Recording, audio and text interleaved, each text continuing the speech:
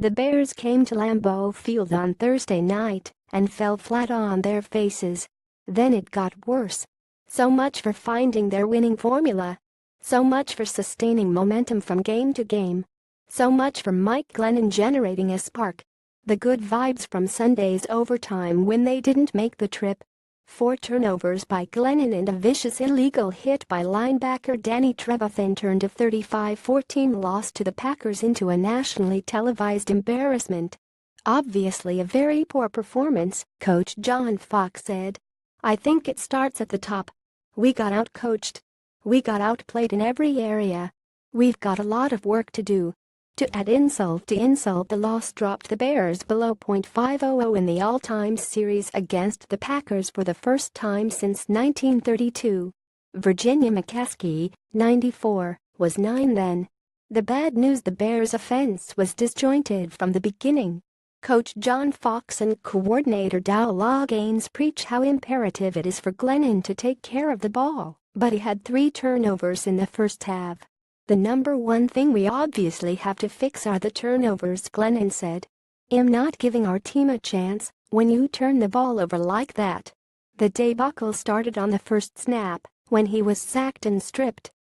He held the ball in the pocket, appearing to wait for the downfield route combination to free either Josh Bellamy on the deep post or Kendall Wright on a cross. By the time Wright was open, it was too late. Clay Matthews hit him from the front side. The Packers recovered at the Bears' 5-yard line and scored 3 plays later to make it 140. I didn't quite like what I said, Glennon said, but I have to move on in the progression and get the ball out of my hands quicker. That was the first of another round of self-inflicted wounds. 8 penalties. A missed 47-yard field goal attempt. Several blown coverages. Same story, different game.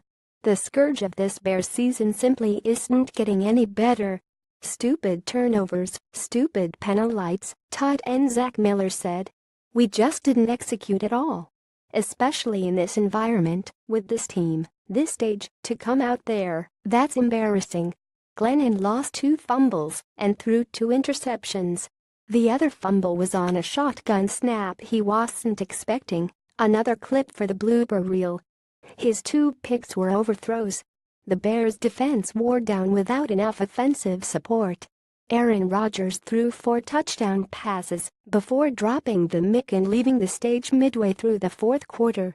But the ugliest moment was not a scoring play. Trevathan launched himself headfirst into Davante Adams in the third quarter when the Packers receiver was defenseless and being held up after a catch. Trevathan was flagged but not ejected. Packers players immediately signaled to the sideline for medical help. Adams left the field on a stretcher and was taken to a hospital for head and neck evaluation. The Packers later said he had movement and feeling in all his extremities. Trevathan could face a suspension. The good news: not much. The Bears didn't lose any key contributors to injuries, at least none that were apparent. Also, Glennon led a 72-yard touchdown drive at the end of the first half. He completed 6 of 7 passes, completing throws to 4 players against a softened Packers defense. The touchdown was an easy completion to Wright, who, from the left slot, broke to the outside for a 5-yard catch, beating the Packers cover 0. The Bears' defense forced punts on 3 consecutive possessions in the first half. Leonard Floyd and Pernell McPhee each had a sack on third down. Extra point: the game was delayed 45 minutes for a thunderstorm between the first and second quarters.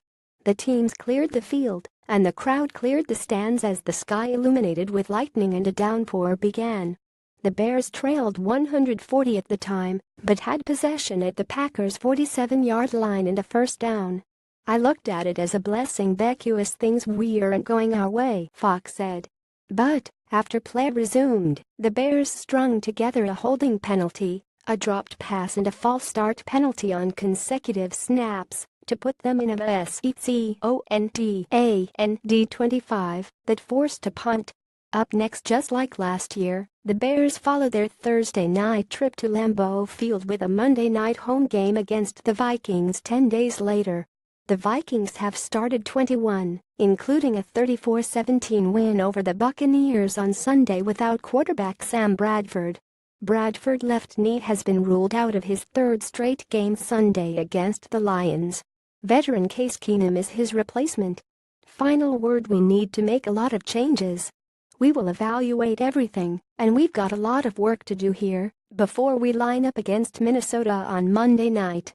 Fox when asked about replacing Glennon with rookie quarterback Mitch Trubisky going forward. Campbell at ChicagoTribune.com, Twitter @Rich Campbell.